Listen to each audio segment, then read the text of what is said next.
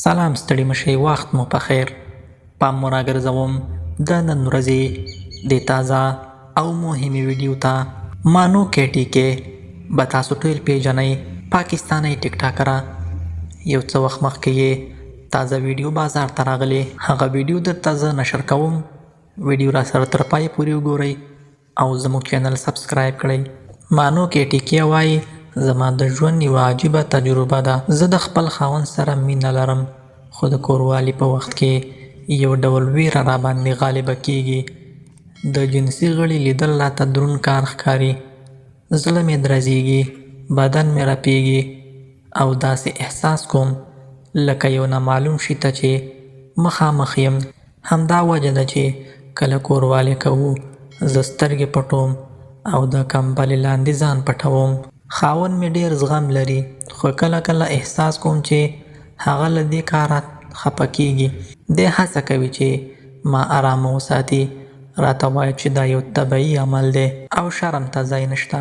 خو زه بیا هم نشم کولی عادي واوسم. د کوروالي پر وخت هغه هم سترګې راباندې پټوي تر څو زه ناارامه نشم. خو دا پټ عمل زموږ ترمنځ د یوې فاصلې احساس پیدا کړی دی. هر ځل چې د کوروالي خبره کېږي زما ذهن کې یو ډول فشار راځي. د شرم، ویرې او ناپوهۍ ترمنځ بند پاتې یم. د ښځو له نورو تجربو مې اورېدلي چې دا شی د وخت په تېرېدو ښه کېږي، خو زما په حالت کې داسې نه ده.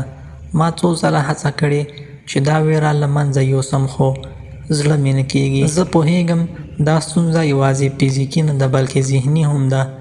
کله کله فکر کوم ښایي د تربیې یا کلتوري بندیزونو له کبله دا احساس را سره دی. کوچنیوالي مې دا اورېدلي چې د جنسي خبرو یادول هم شرم دی، نو اوس دا شرم زما د ژوند یوه برخه ګرځېدلې ده. خو بیا هم د خاوند مې مینه او زغم راته هیله راکوي. هغه هیڅکله زور نه راکوي، همیشه وایي چې زه باید آرامه واوسم. زه اوس هڅه کوم چې ورو ورو ځان له دې ویرې خلاص کړم، څو زموږ ترمنځ دا پرده له منځه لاړه شي او زموږ مینه د هر ډول ویرو نه پاکه شي. قدرمنو لیدونکو، دا وه زموږ د نن ورځې ویډیو چې تاسو ته مو چمتو کړې. تر بیا ښه وخت او ښې چارې.